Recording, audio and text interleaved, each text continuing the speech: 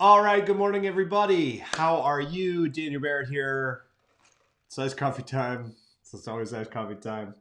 I want to make this video and talk a little bit about risk because I've been running into this. I've been having a lot of conversations with investors running into this issue and kind of wanted to dive into it a little bit because I think what a lot of people do is they apply essentially what is traditional advice, our grandparents' advice about risk and risk tolerance and risk management. And they apply that to their investing business. And while that can work in some instances, it's actually very dangerous if you are in a business like we are. So let's dig into this. Let's talk about risk for a second. The traditional way that people think about risk is they think about it as, all right, I don't want to be 100% not risky, right? Because if you're 100% not risky, you never do anything new, you never take any chances. Obviously, you're not maximizing your ability to find cool new things or find new avenues for your business or find new marketing channels, find new ways to find motivated sellers, right? You need to be doing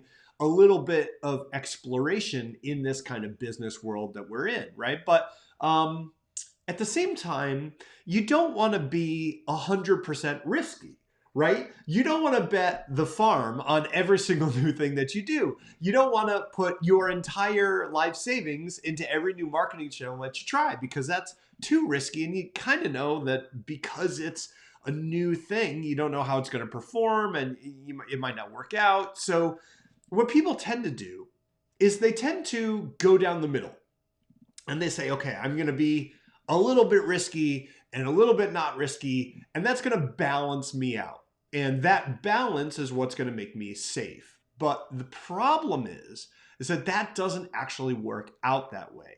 What you end up doing is both under exploring, meaning you're not doing enough looking for new things in order to really grow your business rapidly, and you're taking on too much risk because what ends up happening is that those risk that sort of risky side of your business that you're getting into is oftentimes has a bigger downside than we expect. We don't really know what the potential downside of those risks are going to be, and so we end up taking too much risk with not enough safety, and then we end up taking like too much safety with not enough risk, kind of simultaneously.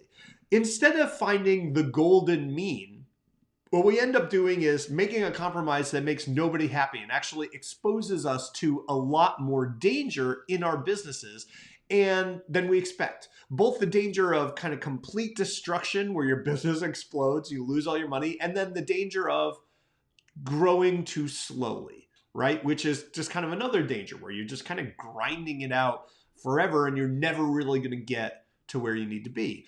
So what is the solution to that? What is the kind of ideal risk management, sort of risk tolerance scenario?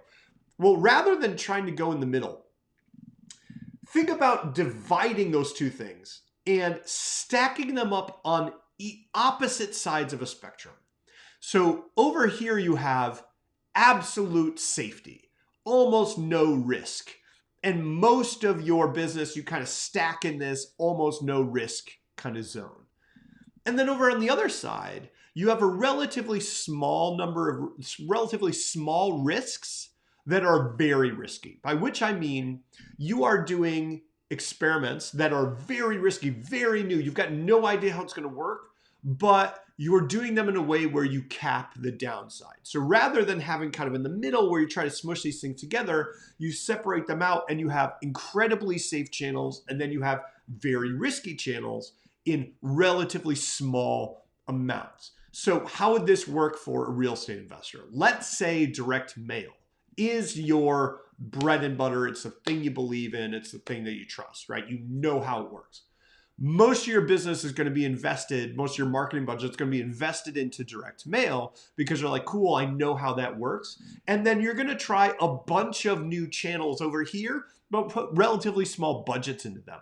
right? Because the upside of finding a new marketing channel that really brings in sellers for your business is massive. I mean, we're talking about the ability to double the size of your business if you've only got one channel, right? It's huge.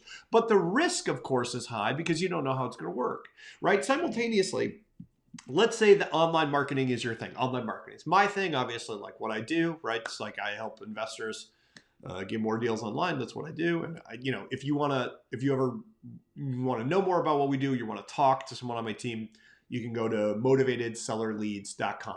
That you can go find that there. But let's say you're already doing online, you're crushing it, and SEO is where most of your leads are coming from, right? So you're doing SEO, you're getting free leads from the internet every single day, filling up your CRM. Awesome. So you're going to spend most of your time and money making sure that that channel, your bread and butter, is killing it. But then you should be testing with relatively small budgets, Google ads, Bing ads, YouTube ads. You should be testing Facebook ads. You should be testing Facebook to cold audiences. You should be testing targeting your mailing lists on Facebook. You should be testing all sorts of stuff, right? Because even though this thing is killing it over here, SEO, and that's where you're investing a lot of your time, the upside of finding the next thing is massive. But again, the risk is high. So rather than think about, okay, I want to be 50-50 risk averse and risk tolerant, instead, push those things away from each other, go to opposite ends of the spectrum, and see what it can do for your business. Because what this does is it caps your downside by making sure that you know what the potential downside is. We're like, look, I only put $1,000, $2,000 into Google ads. I know what I can lose, right? So there's that. You cap the downside. You're keeping yourself safe by investing in the thing that's really doing it for you. You're capping your downside, but you're exposing yourself to massive amounts of upside because, again, make that thing work, the impact on your business is going to be huge. I hope that makes sense. Leave me a comment or whatever if you have a question. I'm happy to dig into it. But really, really interesting. I've been applying this to my own business and life and seeing really pretty interesting results from it. And I think that you could really improve your business if you apply it to how you think about real estate investing. Let me know if you have any questions. I'll talk to you guys soon. Bye-bye.